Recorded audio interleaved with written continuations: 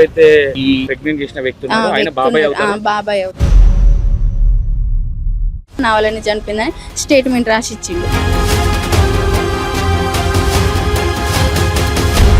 Hi hello welcome to E960. నేను మీ సంతోష్. ప్రేమ పేరుతో అమ్మాయికి 3 months ప్రెగ్నెంట్ చేసి అమ్మాయిని బెదిరింపులకు గురి చేసి అమ్మాయి సూసైడ్ చేసుకునేదాకా తెచ్చిన ఏదైతే సంఘటన ఉందో, అండ్ వాళ్ళ అక్కగారు ఉన్నారు, ఒకసారి వాళ్ళ ఇంట్లోనే సూసైడ్ చేసుకుంది అమ్మాయి.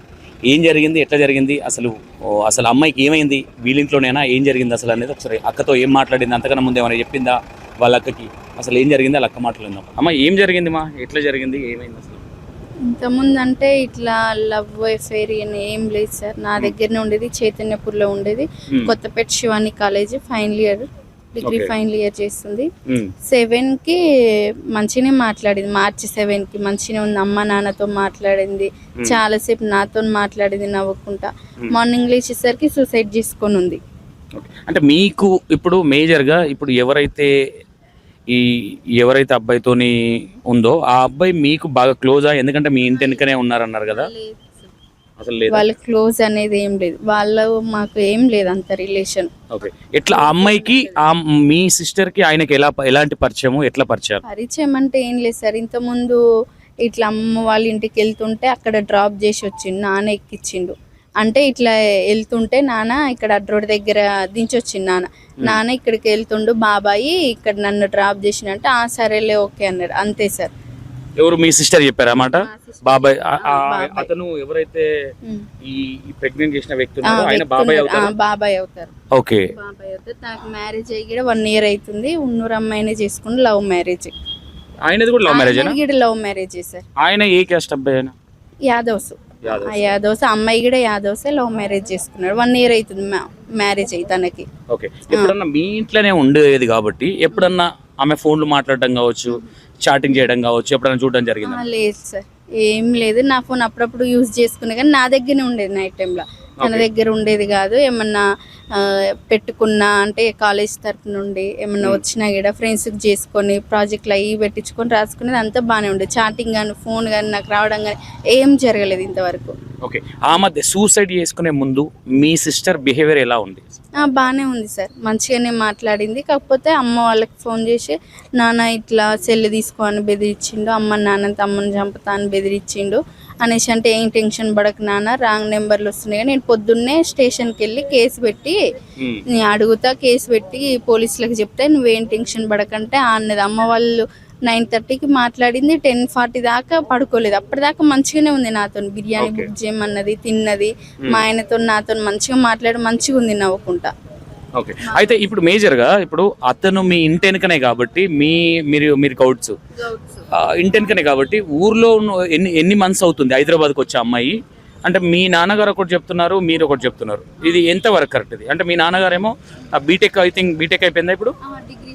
డిగ్రీ కంప్లీట్ అయ్యి 2 years అవుతుందని మీ నాన్నగారు చెప్తున్నారు. మీరేమో ఇక్కడే ఉండి చదువుకుంటున్నారు. ఉన్నాయి సార్ తనకి, బ్యాక్లాగ్స్ ఉన్నాయి. ఖాళీగానే ఉంటుంది, నా దగ్గరనే వండుకుంటా. అప్పుడప్పుడు ఎగ్జామ్స్ పడ్డప్పుడల్లా రాస్తుంది. అప్పుడు తనకు ఒకసారి యాక్సిడెంట్ అయింది, అప్పుడు ఒక సెమ్ మొత్తం రాయలే. దానివల్ల ఆగిపోయింది 1 year. ఇక అదే కంటిన్యూ చేసుకుంటా కాలేజీకి వెళ్ళుకుంటా ఉంటుంది. అప్పుడప్పుడు ఎగ్జామ్స్ పడితే రాసుకుంటూ ఉంటుంది. 10th వరకు సూర్యాపేటలో చదివింది. తర్వాత ఇక ఇంటర్ ఫస్ట్ ఇయర్ నుంచి డిగ్రీ వరకు హైదరాబాద్లో. 3 years మామయ్య వాళ్ళ దగ్గర ఉంది. మ్యారేజ్ అయ్యి 2 years నా దగ్గర ఉంటుంది. 2 years నుంచి మీ దగ్గరే ఉంటుంది. ఇప్పుడు ఈ 2 years లో ఇతనితో మాట్లాడినట్టు కానీ, లేదంటే ఇప్పుడు ఎంత ఉన్నా కొంచెం బిహేవియర్ అనేది మారుతుంది. లవ్ అఫేర్ ఇప్పుడు 3.5 months ప్రెగ్నెంట్ అంటే వీళ్ళు ఎన్నోసార్లు కలిసి ఉంటారు మేబీ. మరి అతను ఇప్పుడు ఒప్పుకున్నాడా, నేనే చేసినాను ఒప్పుకున్నాడా? ఒప్పుకున్నారు సార్. అదే చెల్లె చనిపోయిన 3వ రోజు డైరెక్ట్ కోర్టుకు లొంగిపోయింది సార్. కోర్టుకు లొంగిపోయినాక పోలీసులు కస్టడీకి తీసుకుంటారు కదా సార్. అప్పుడు తీసుకున్నాక నా వల్లనే 7వ తారీఖు తిట్టినా వద్దన్నా, నేను వద్దంటే 8వ తారీఖు ఏమంటే సూసైడ్ చేసుకుని చనిపోయింది, నా వల్లనే కన్సీవ్ అయింది, నేనే ఇబ్బంది పెట్టినా, తిట్టినా, నా వల్లనే చనిపోయిందని స్టేట్మెంట్ రాసి ఇచ్చిండు. ఓకే, అంటే ఏమని తిట్టినా అంటే ఎందుకు గురించి గొడవ అయింది వీళ్ళిద్దరికి? అంటే ఆల్రెడీ అతనికి పెళ్ళయింది కదా, పెళ్ళయిందని మీ సిస్టర్కి తెలియదా, లేదంటే పెళ్లికి ముందు నుంచి వీళ్ళిద్దరు రిలేషన్ ఉన్నారు? లేదు సార్, రిలేషన్ అనేది ఇంత ముందు అసలు ఏం లేదు సార్. ఎప్పుడైనా పోయినా ఒక 3-4 రోజులు అంతే. తను నన్ను వదిలేసి ఉందంటే అమ్మమ్మ వాళ్ళ ఇంటికాడ 15-20 రోజులు ఉంది సార్. 4 months బ్యాక్, చెల్లె చనిపో ముందుకు 4 months బ్యాక్. అప్పుడే ఒంటరిగా ఉంది అమ్మమ్మ వాళ్ళు. ఇతని పేరేంది ఇప్పుడు? కేశవైన మహేష్. మహేష్ మహేష్. మహేష్ తోని ఎప్పుడు మాట్లాడడం కానీ లేదంటే మహేష్ గురించి మీతో మాట్లాడడం కానీ ఎప్పుడన్నా ఊరికి వచ్చినప్పుడు పక్క విలేజ్ పక్క ఇల్లే కాబట్టి ఆ గోడ నుంచి అక్కడ వాళ్ళ ఇంటి తీసి సైడ్ చూడడం కానీ అట్లాంటిది ఏమనిపించలేదు? అలాంటిది లేదు సార్. అలాంటిది ఏం లేదు. ఈ ఇల్లు కనిపించింది సార్, మా పెదనాన్న వాళ్ళది ఉంటది, తర్వాత వాళ్ళది, తర్వాత ఇది మాది. మూడో ఇల్లు అన్నది. మూడో ఇల్లు వాళ్ళది ఓకే. కనిపించదు. ఇంటి దగ్గర కూడా జాలి కట్టినట్టున్నారు అక్కడ కనిపించకుండా చూడకుండా కూడా. అంటే అది ఎప్పటి నుంచో ఉంది సార్, Starting నుంచి ఉందా? Net? స్టార్టింగ్ నుంచే ఉంది. అంటే పెదనాన్న వాళ్ళది అది అంత డస్ట్ పడుతుందని ఎప్పటి నుంచో కట్టుండే. ఓకే. లాస్ట్ అండ్ ఫైనల్ గా మీకు ఇప్పుడు ఈ మహేష్ అని ఎవరైతే వ్యక్తి ఉన్నారో ఈయనకి ఎలాంటి శిక్షలు పడాలనుకుంటున్నారు? అసలు ఏం చెప్పారు? కోర్టులో ఆల్రెడీ జైలుకి వెళ్ళాడని మీరే అంటున్నారు, ఆల్రెడీ కోర్టులో లొంగిపోయారు అది అని చెప్తున్నారు. ఇప్పుడు మీ పోరాటం దేని గురించి? తనకు ఉరి శిక్ష పడాలి సార్, ఉరి శిక్ష పడాలని. మహేష్ ఒక్కడే ఉన్నారా ఇంకా వెనకెవరన్నా ఉన్నారు సార్? ఇంకా ముగ్గురు ఉన్నారు, జటంగి మహేష్, కేశవైన రమేష్, కేశవైన గౌతమ్. అంటే వీళ్ళు ఒకటే కాందానికి సంబంధించిన వాళ్ళ వీళ్ళందరూ? మొత్తం సార్ ఈ కేశవైన మహేష్ ఉన్నాడు కదా సార్, ఫస్ట్ మ్మ్. వాళ్ళ సొంతం బాబాయ్ కొడుకు ఒక ఆయన సొంతం పెదనాన్న కొడుకు, ఇంకొక ఆయన ఫ్రెండ్, మొత్తం యాదవ్సే వాళ్ళు, నలుగురు యాదవ్సే. ఓకే. ఏం పని చేస్తాడు ఈ మహేష్ అనే వ్యక్తి? డీసీఎం దోలుతాడు సార్. ఇక్కడ ఊర్లోనేనా? ఊర్లోనే డీసీఎం దోలుతారు, మిగతా వాళ్ళు ఇద్దరేమో వ్యవసాయం చేసుకుంటూనే ఉంటారు, ఎడ్యుకేటెడ్ ఏం కాదు. ఓకే. మీ సిస్టర్ ఇప్పుడు సూర్యాపేటలో మీరేమనుకుంటున్నారు? ఇప్పుడు అంటే సూర్యాపేటలో చదువుకున్నప్పుడు మాత్రమే వీళ్ళిద్దరికి రిలేషన్ ఉంది అనుకుంటున్నారా, లేదంటే ఆ వ్యక్తి ఎలాంటి వ్యక్తి? ఆ రిలేషన్ అంటే అసలు ఏమి లేదు సార్. ఇంత ముందు రిలేషన్ ఏమన్నా ఉంటే మాకు డౌట్ వచ్చేది సార్, ఎన్నడు కానీ రిలేషన్ కానీ లేదు. ఊర్లో పోయి ఒక 20 రోజులు, ఒక నెల రోజులు, ఒక 10 రోజులు ఎప్పుడు కూడా ఉన్నది లేదు. ఏమైనా ఉంటే 2-3 డేస్ 5 డేస్ ఎమ్మటే వచ్చేస్తాం. మాతోనే వస్తుంది, నాతోనే ఇంటికి వెళ్తే నాతోనే వస్తుంది.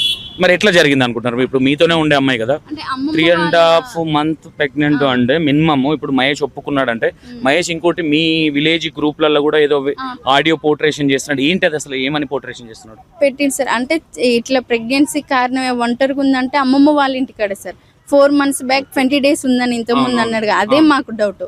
అప్పుడే ఊర్లోకి పోయారంట, అక్కడ చూసిన వాళ్ళు చెల్లె చనిపోయినాక వచ్చిర్రు. వాళ్ళు అన్నారు, అరే ఈ అబ్బాయిలు వచ్చిర్రు ఇక్కడ ఊర్లో వచ్చి నైట్ టైంలో 2-3 సార్లు వచ్చిర్రు అనేసి అక్కడ ఉన్న వాళ్ళు చెప్పిర్రు మాకు. చనిపోయినాక చెప్పిర్రు ఇట్లని. ఓకే. ఇప్పుడు శిక్ష ఎవరెవరికి పడింది మా?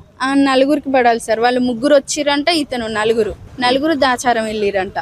ఓకే. ఏమంటున్నారు పోలీసు వాళ్ళు? ఏమంటున్నారు వాడు ఒప్పుకుండు కదా, వానికి అయింది కదా కేసు, వానికి శిక్ష పడుతుంది. మిగతా వాళ్ళు ఎందుకు, వాళ్ళని పెట్టాం, మేము కేసు పెట్టాం అనేసి అంటున్నారు. వీళ్ళు ఎవిడెన్స్ తీసుకురా అనేసి ఒప్పుకున్నాడు కదా, ఆయన ఒప్పుకున్నాడు కాబట్టి వీళ్ళు చేసినట్టు ఎవిడెన్స్ లేదు కాబట్టి వీళ్ళ మీద పెట్టమంటున్నారా పోలీసు వాళ్ళు? పెట్టమంటున్నారు. ఉన్నది సార్, వాడే చెప్పింది. వాళ్ళకి అంత ఇచ్చిన, సిఐకి ఇంత ఇచ్చిన, ఎస్ఐకి ఇంత ఇచ్చిన, యానారెడ్డికి ఇచ్చిన, భాస్కర్ లాయర్ అడ్వకేట్ అతనికి ఇంత ఇచ్చిన లంచం అనేసి వాడే చెప్తుండు రికార్డు. మళ్ళా తనే ఊళ్ళో గ్రూప్ లో పెట్టిండు అందరికి పోయేటట్టు. ఎవరిని చూసి పొలిటికల్ గా ఏమన్నా ఉందా ఆయనకి? పొలిటికల్ ఉంది సార్.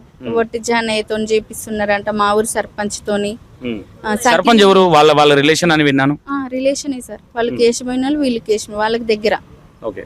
వాళ్ళు గొల్లోలేనా? యాదవ్స్ ఆయన, ఒట్టి జానయ్య అనేట ఆయన. మళ్ళీ సంకినేని వరుణ్ ఉండు కదా సార్, సంకినేని వాళ్ళ కొడుకు వరుణ్ చేపిస్తున్నాడట. వీళ్ళు ఉన్నారు. మరి ఇన్ని రోజులు అవుతుంది కదమ్మా, ఇన్ని రోజులు ఎందుకు మీరు మీడియా ముందుకు ఎందుకు రాలేదు? ఇప్పుడు ఎందుకు వచ్చారు సార్? మాకు ఎస్ఐసిఐ ఆపిరు సార్, చేస్తాం. వాడు దొరుకుతలే, 1 నెంబరు అదేంది కాల్ డేట్ అని పెట్టిన. వాడు ఎక్కడెక్కడ ఉంటుండే, ఏం చేస్తున్నావు అని కనుక్కుంటున్నా. నేను చేస్తాను, నా పిల్లలతోడు, నా భార్యతోడు నేను ఖచ్చితంగా చెప్తా. కృష్ణని చేతిలో చేసి మాట ఇచ్చింది సార్. ఇన్వెస్టిగేషన్ చేస్తున్నా, నువ్వు ఏడికి పోకు అని 2 months పట్టుకుండు సార్. 2 months తిప్పించుకుంటూ లాస్ట్ ఒక రోజు పోయి నాన్న గట్టిగా గొడవ చేసి, ఎందుకు పెట్టావంటే నేను పెట్టాను, నువ్వేం చేసుకుంటావో చేసుకోపో, యాడికి పోతే పో, ఎవిడెన్స్ తీసుకురా. ఓకే. అయితే ఇంకోటి మీరు ఇప్పుడు అన్నట్టుగా, ఇప్పుడు ఎవరైతే ఈ మహేష్ ఎవరైతే ఉన్నారో ఇతను నేను వాళ్ళకి డబ్బులు ఇచ్చినా వీళ్ళకి డబ్బులు ఇచ్చినా అన్నారు కదా, ఎవరు వాళ్ళు అసలు? వాళ్ళు మీకు తెలిసిన వాళ్ళేనా? అంటే డబ్బులు ఇచ్చి అంటే ఎస్ఐసిఐ సార్. ఎస్ఐసి డబ్బులు ఇచ్చిన డైరెక్ట్ గా ఆడియో పెట్టిండు చైతన్యపూర్ పోలీస్ స్టేషన్. ఆడియో తీసుకొని వెళ్ళి మీరు అడగలేదా? అడిగినాం. అడిగితే ఇది రాంగ్, వాడు తాగి చెప్పిండు, మీరు పట్టించుకుంటారా అన్ని, మీరు పట్టించుకుంటారా అనేసి చెప్తుండు సార్ మాకు. తాగి అంటే తాగితే ఏదైనా మాట్లాడొచ్చు అంటారా? లంగపుకోడు అట్లా అంటే నువ్వు వచ్చి మా మీద రివర్స్ అవుతావా, మా మీద గొడవ చేస్తావా, మా మీద మాట్లాడతావా, ఎవిడెన్స్ తీసుకురా అని అదే అంటుండే సార్ ముమ్మాట. ప్రతిదానికి ఎవిడెన్స్ కావాలంటున్నా. మరి అమ్మాయి ఎవిడెన్స్ దొరికినప్పుడు మరి ఎందుకు వదిలేసిరు అని అడగలేదా మీరు? ఇప్పుడు ఆల్రెడీ ఒప్పుకున్నాడు కదా ఆయనే, నేనే అమ్మాయికి చేసిన, అమ్మాయితో నేనే ఉన్నా అని ఒప్పుకున్నాడు కదా, అది ఎవిడెన్సే కదా ఆయన ఒప్పుకోవడం. మరి అది ఒప్పుకున్న దాని మీద ఇంకా ఆయన జైలుకి ఎందుకు బయటకు రానిచ్చారంట మరి ఆ విషయం మీద అడిగారా మీరు? ఇక వెళ్ళలేదు సార్. తను రేపు ఇంకా 2 డేస్కి వస్తాడనగా నాన్న పోయి గొడవ చేసిండు. ఇక నేను స్టేషన్కి రాను, ఇక నాకు శాతనైనంత నేను చేసుకుంటా, ఎడన్నా పోయి చేసుకుంటానో పిలిపించుకుంటానో ఎవరికల్లన్నా పట్టించుకొని నేను పై వాళ్ళకి అడిగిపోతే ఏదో ఒకటి చేస్తా, ఇక నేను మంద వేసేస్తా, నా బిడ్డకి విషయంలో ఎందుకు పెట్టట్లేవు అని నాన్న గొడవ చేసి వచ్చిండు. ఆ రోజు నుంచి వాళ్ళు ఫోన్ కానీ ఏం రెస్పాండ్ లేదు సార్. వారం అయింది. మేము గొడవ చేసి వచ్చిన సూర్యాపేట పిఎస్ లో పెట్టిరా, ఇక్కడే పెట్టిరా హైదరాబాద్? సూర్యాపేటలో పెట్టలేదా? సూర్యాపేటలో మా ఆత్మకూరు మండలం ఉంది సార్, అక్కడ పెట్టినాం. ఫస్ట్ అక్కడ పెడితే ఏమన్నారు, ఇక ఇక్కడ కాదు కదా ఇన్సిడెంట్ జరిగింది, కానీ అమ్మాయిది ఇక్కడే కదా విలేజ్, మీది అక్కడే కదా ప్రాపర్. అయితే అమ్మాయి చనిపోయింది అక్కడ కదా, అక్కడ పెట్టు అనేసి కానీ చేసిన వ్యక్తి ఇక్కడ వ్యక్తే కదా. ఇక్కడ వ్యక్తే అంటే అక్కడనే సార్ మొత్తం. ఇప్పుడు అమ్మాయి సూసైడ్ చేసుకుంది హైదరాబాద్ లో అక్కడనే పెట్టు, ఇప్పుడు వాడిది పెట్టినావు కదా హైదరాబాద్ లో, అమ్మాయి చనిపోయింది అక్కడ కదా, వీళ్ళని కూడా అక్కడనే పెట్టు అనేసి అన్నారు వాళ్ళు. న్యాయం జరుగుతుందనే నమ్మకం ఉందా తల్లి మీకు? ఇక్కడ నమ్మకం అస్సలు లేదు సార్. వాళ్ళని కట్టుకున్నాం, వీళ్ళని కట్టుకున్నాం, ఎంతసేపటికి ఒక్కడికే అవుతుంది, ఒక్కడే అని చెప్తున్నారు సార్ వాళ్ళు.